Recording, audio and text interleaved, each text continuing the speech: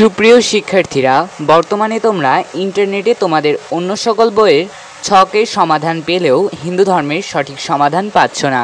তাই এই চ্যানেলটি তোমাদের হিন্দু ধর্ম বইয়ের ছক সমাধানের জন্য তৈরি করা হয়েছে। সকল নির্ভুল উত্তর পাওয়ার জন্য এই চ্যানেলটিকে সাবস্ক্রাইব করে রাখো এবং কে কোন জেলা থেকে দেখছো তা অবশ্যই কমেন্টে জানাও। তো ছক পূরণের জন্য চলো আগে আমরা প্রশ্নটা ভালো করে পড়ে নিই। তো প্রশ্নতে বলছে, বিভিন্ন দেশের হিন্দু জনগোষ্ঠী কিভাবে তাদের ধর্মীয় উৎসবগুলো পালনের মাধ্যমে সামাজিক বন্ধন রক্ষা করেছে সে বিষয়ে দলে বা জোড়ায় তথ্য সংগ্রহ করতে হবে। বিভিন্ন দেশের ধর্মীয় উৎসব উপস্থাপনের জন্য কী কী প্রয়োজন তার তালিকা তৈরি করবে।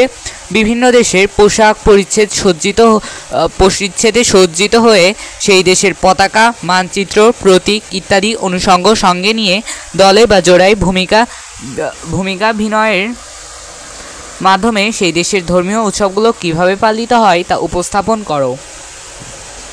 তাহলে চলো আমরা উত্তরটা দেখে আসি।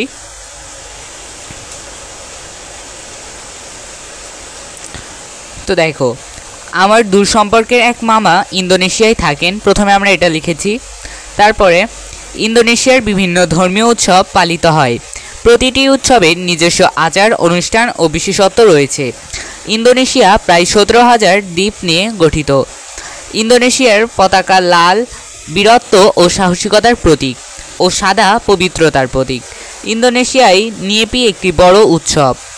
মূলত এই দিন 24 ঘন্টার জন্য সব কার্যকলাপ বন্ধ থাকে, কেউ ঘর থেকে বের হয় না।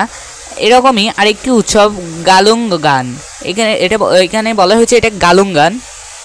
এই উৎসব উপলক্ষে তাদের বাড়ি বাঁশের খুঁটি, তালপাতা, চাল ইত্যাদি দিয়ে সাজানো হয়। তো বন্ধুরা, এটাই হলো মূলত তোমাদের ছকের কাজ। ভিডিওটা ভালো লাগলে চ্যানেলটিকে সাবস্ক্রাইব করে রাখো এবং কমেন্ট করে জানাও কেমন লাগলো।